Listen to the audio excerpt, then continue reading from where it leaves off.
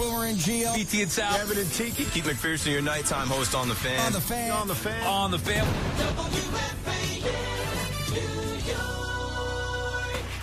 It's WFAN Daily, hosted by Pete Hoffman.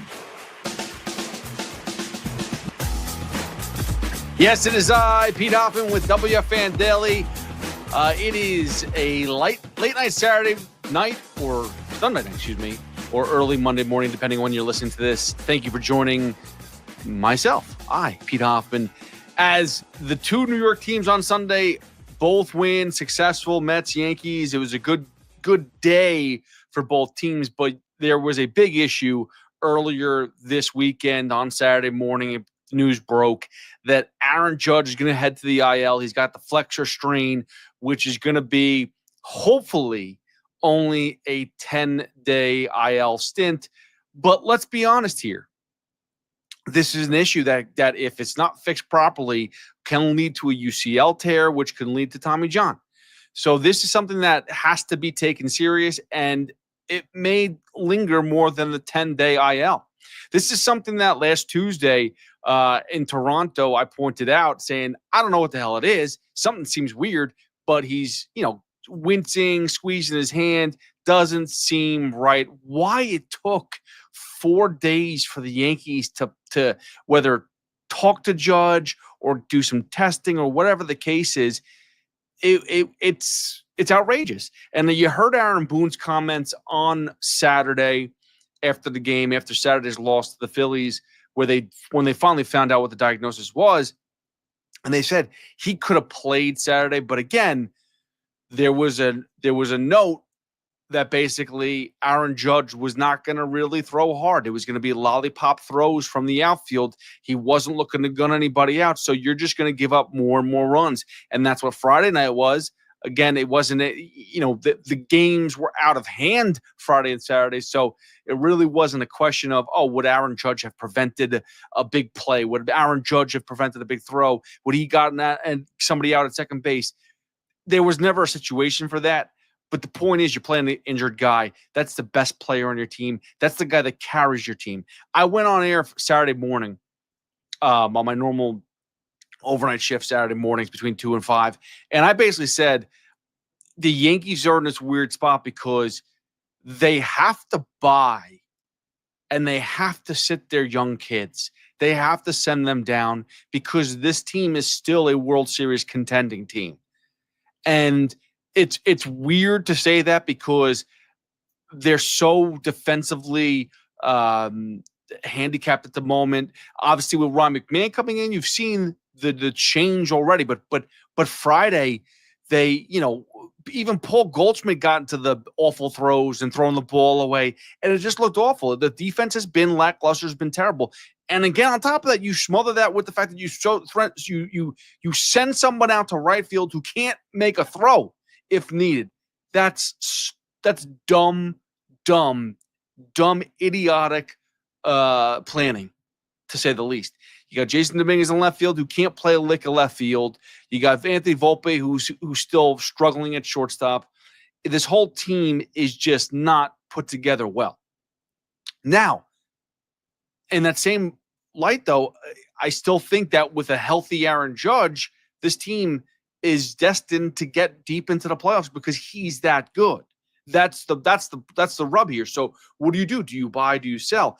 If Aaron Judge is done this season, if Aaron Judge is out, the Yankees have no choice but to sell because you are sitting there with older players like a Paul Goldschmidt, like a Cody Bellinger, like I know Ryan McMahon just got here, so we're not looking to sell him, but a Trent Grisham who's not here for the long run, those guys, they can get you pieces back.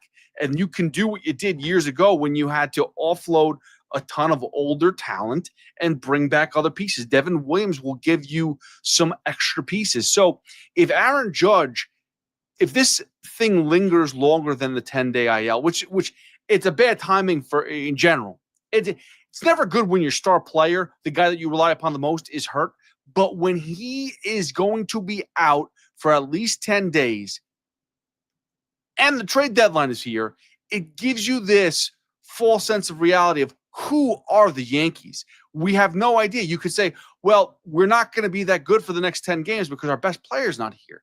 So we still want to be active. We still want to be a team that's contending, because really, when are you ever going to tell the Yankee fan base, hey, we're not going to contend? This is the year that we're going to sell. It's not going to happen. You're going to make a run for it. That's what Cashman and Steinbrenner are going to do, because they can't tell the fan base this is not going to work out this year. I know that we're not that far away. We're still in the playoff mix. We're still in the playoffs. We're in the wild card right now. But this team's not going for it. You can't tell the fan base that. So instead, what you do is you go and buy. And you're going to buy pieces that are going to be insignificant. And really, it's just a catch-22 what the Yankees are going to do. And all because of Aaron Judge's injury. Again, if he was healthy, I'd say the step was in the right direction. The Ryan McMahon was actually a good, solid move. The Ahmad Rosario was even good. Think about this. You get to play him, and I know some people say, well, he hasn't played shortstop in forever. He came up as a shortstop. I don't think he's forgotten how to play the position. Plus, the fact is that you don't need him there to be the shortstop of the future. You need him there to be the shortstop of the right now, so you can give Volpe a freaking break, because this is the same cycle over and over and over. You are turning insane if you think that Anthony Volpe and Jason Dominguez being run out every day in those two left field and shortstop positions is healthy for the team. It's not. And a great point was made earlier yesterday was, what's the point? Why don't you just move Dominguez to his stronger position, center field? And I've said this for the longest time. Dominguez going to center field is never going to be as good as Trent Grisham or Cody Bellinger. You putting Dominguez there is better for Dominguez, but he's still an issue defensively. He's a liability. When you had a healthy Aaron Judge, the last thing you want to do is put a healthy Aaron Judge out there and a liability at center field and have Judge now have to, play more of this field. That's the reason why he's a corner position. You cut down the field to make it smaller for Jason Dominguez, to make the game smaller. He's got less room to cover. You give the center fielder more room, more area to field. You kind of give that relief to Judge, right? You have Cody Bellinger and Trent Grisham out there at center field. You give Aaron Judge more comfort to say, I don't have to go full throttle. I don't have to make my way to center field because I have two good players out there, whether it's Grisham or Bellinger, and they'll make the play. And I don't have to go. I just have to worry about my zone. That's it. Dominguez, I'm sorry. He's not it right now defensively, and neither is Volpe. And both of them, like I said on Saturday morning, they don't hit enough for them to be run out there every single day. So the fact that Ryan McMahon's there at third base now and Ahmad Rosario is around, that he could play the field, he could play shortstop, this is going to be a luxury for the Yankees because you don't have to run those young kids out there. You can make them earn the job back, because that should be the goal. Earn the freaking job. Don't just be handed it. I'm sorry. I know that Dominguez is 22, Volpe's 24, but they're just not it. That being said, again, trade deadline, focus. What are we doing? If the Yankees are smart, it's just time to just sell. It is. But they're never going to do it. And that's the tough thing. It's a tough pill to swallow. This team is not good enough. This team, listen, they won a game on Sunday, which was good to fight back. Carlos Rodon gave up 2 early home runs, and you felt like, oh, boy, here we go. The Phillies are just going to wipe the floor again with the Yankees. But Rodon was able to settle down. The bullpen was able to pick them up. Ryan McMahon's defense was pretty good. And besides the 3 solo home runs, the Yankees were able to prevent anything else from happening, and they win a 4-3 game. And it was good. But the games before that were just lackluster. Again, it's been a whirlwind, and now you have your best player hurt on top of that. Why not try to restart and reset? Why not try to reach? You could bring up Spencer Jones and try that experiment. If you want now Volpe and Dominguez to play, so be it. But that's the choice. It's either you got to win now, or you just play the young kids and restock the prospects. It can't be both. You can't do this half-assed like, well, listen, I think we could still be competitive and, play the young kids. It's not working. It hasn't worked. And it's going to kill you in the long run. It come playoff time. It just really is. And they still need more bullpen help for sure. The Ryan McMahon trade was good defensively. Offensively, we'll see in the long run if he fits this Yankee Stadium, this short porch. But the bullpen they need help with, and again, starting pitching, it's going to be another thing too. And with Judge being potentially out, here's the other thing too, right? When Judge does come back, is he really going to go play the outfield? Like that was the thing that Aaron Boone was talking about. Was like he hopefully can play the outfield when he returns.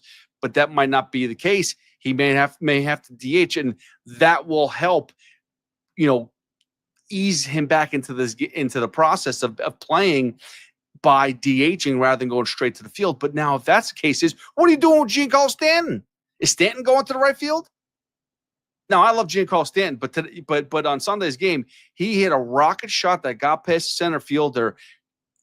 The right fielder came by and made a nice, quick play. But he should have been on second base, and he barely was rounding first. So we know he's just not that guy anymore. He's not going to be able to play the field properly. He doesn't run the bases fast enough. He is he is a liability, to say the least, when he's running the base pass and he's on the field. But you can't have two DHs. The only other option is Aaron Judge at first base. And that's something that they're going to have to consider. That's the reality. And maybe Paul Goldschmidt teaches Aaron Judge how to play the position. Maybe that's what Paul Goldschmidt can do for the next 2 months here, because Paul Goldschmidt offensively is not doing it anymore. He's a singles hitter. You talked about DJ LeMahieu. He wasn't doing it. He was a singles hitter. Well, that's what Paul Goldschmidt is. Paul Goldschmidt at best is a singles hitter. Okay? If you go for the last 2 months of the season, guy's batting 200. He is not an addition. He's not that MVP player anymore. And then if you add that with his defensive liability the other day, which is not saying he's always like that, but the other day was pretty bad, you have a hole.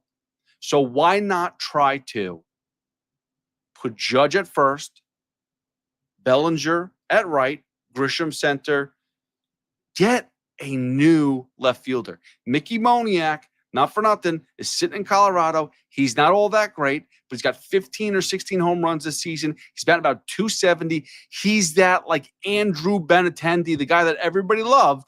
He's that type of player right now. He's 27 years old. He finally got into a groove. I know he's in Colorado.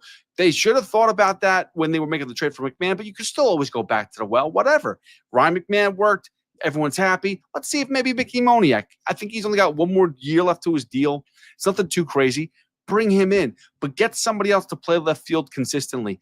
That's what you need. That's what the Yankees can use to succeed. Defensively strong, be strong, strengthful defense, plus the hitting. Listen, we know that the Yankees can put the ball in seats. It's not a shocker. The Yankees are this team. They're all or nothing. It's all home runs or bust, and that's what they do. You know that. You accept that. I mean, Volpe, that's what he does. He's a home run hitter. Jazz home run hitter. Everybody that puts the pinstripes on, they're just looking to put it in the seats. So you have to try to weigh it out. If we're going to be in tight games, you need great pitching and great defense. And the days that your offense explodes, good. But at least keep you in a game to get that solo home run in the 8th or 9th inning that will give you the lead. In order to have that, though, you have to be able to play these tight games. And better defense and better pitching is going to start there. Real quick to the Mets. Great series for them. They're now 7 straight wins for the New York Mets. They are hotter than ever.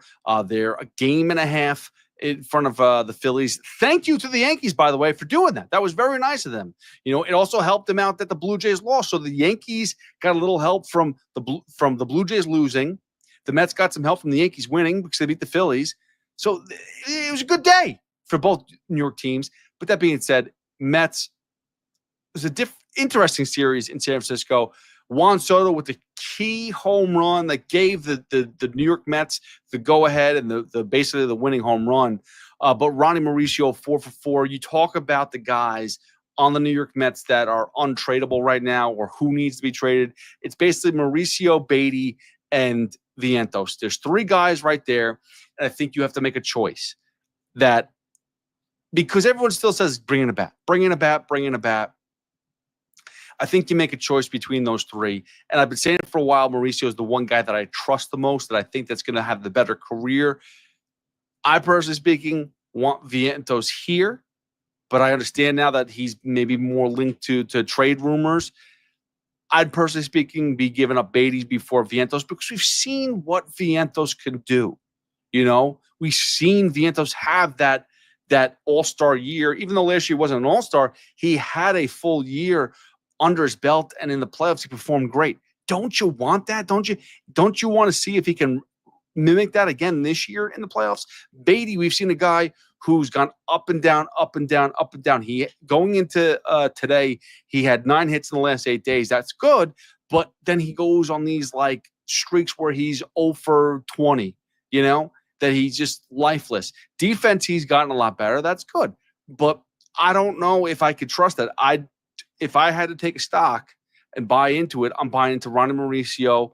I'm lightly going into Vientos, and I'm selling Brett Beatty as high as possible. And he may not be high right now. He's batting .235, 11 home runs, but his defense has been picking up. I'd sell Brett Beatty right now. That's what I'm doing. That's what I'm going for. If you're going to get a significant piece. Now, what type of significant piece is it? I'm still looking for a starting pitcher. That's what I want because I think that you move Clay Holmes to the bullpen eventually, and that is how you're going to solidify this rotation and this bullpen. Clay Holmes is basically a 5 innings pitcher, if that. Right now he's fought hard to get to 5 innings, and he's probably going to get tired. He's probably more tired than he's ever been. So we're talking about a guy who's getting to the 5th inning but barely scraping by to the 5th inning or getting 5 innings in. He might turn into a 4-inning pitcher or 3.5 inning pitcher, 3 1/3 inning pitcher. So the Mets have to start to think ahead of what he's going to turn into. He's already pitched way more innings than he ever has in his life. It's time to move him to the bullpen. That's what you do. And this is not a knock to Clay Holmes. He had a good season. He's a great back of the end rotation guy. That's basically for an experiment. It worked out. You won the experiment, but now think about the prize. The prize is the World Series. Who's giving you real innings come playoffs? It's not Clay Holmes. It's not Frankie Montas. I don't really know, besides Manaea, Peterson, and Senga, if there's anybody else on the roster that you really are going to believe in to pitch real innings come playoff time, unless you're going to call up a young kid in Jonah Tong or Nolan McLean and actually give them a shot and see if they could pitch in the big leagues. But still, don't you want to have that as like the backup plan? Like, I don't want to say a backup plan, but you want to have that in your pocket. Like, hey, we do have these young studs that are here that we can call up at any time and they could work out here. Don't you want to be more prepared in case of an emergency, in case one of those other guys go down, that then you can go there? I feel like a top end rotation guy is the way to go, because that's who you're going to see. If they make a trade for a top end starting rotation guy, you're talking about somebody who's going to see real time come the playoffs. It's just a fact. I don't know if you're really going to see much of Frankie Montas. Maybe he comes out of the bullpen, but there is too many question marks right now in the bullpen. Besides Edwin Diaz, who's been getting hit a little hard lately. He's had a little bit rough time of it. Yeah, and I know that Gregory Soto looked good in his start. Brooks Raley's been looking good. We go down the laundry list of guys that have been looking good, but who's going to be significant? Who's making those big innings? Who's making those big pitches in the big time situations? Who is Carlos Mendoza calling on? And I'll tell you right now, it better not be some of these like Rico Garcias of the world. I do not need to see Rico Garcia come out in a playoff game. That's not acceptable. You have 4 days left to this trade deadline. Bring in some good talent, and it starts with getting a starting pitcher. If you get a bat, so be it. I'd like to get a bat, but I don't think that's going to be on the top of the list for David Stearns. All right, we'll get more into the trade deadline stuff as every day we're getting closer to it. And on Thursday, July 31st, 6 p.m., we will know who's selling, who's buying. Are the Yankees going to buy? Again, like I said, if they're smart and this Aaron Judge injury is going to be a significant one, this season is a wash, and they might as well sell as much as they possibly can and regroup for next year. I don't know if they can afford that, but that should be their MO. Again, thank you for listening to another episode of WFAN Daily with Pete Hoffman. I'll be back tomorrow with more. And as always, at any point in time, you can turn on the Odyssey app, turn on the radio, 660 AM, 101.9 FM. But the Odyssey app's got everything, whether you want to listen to Boomer and Gio.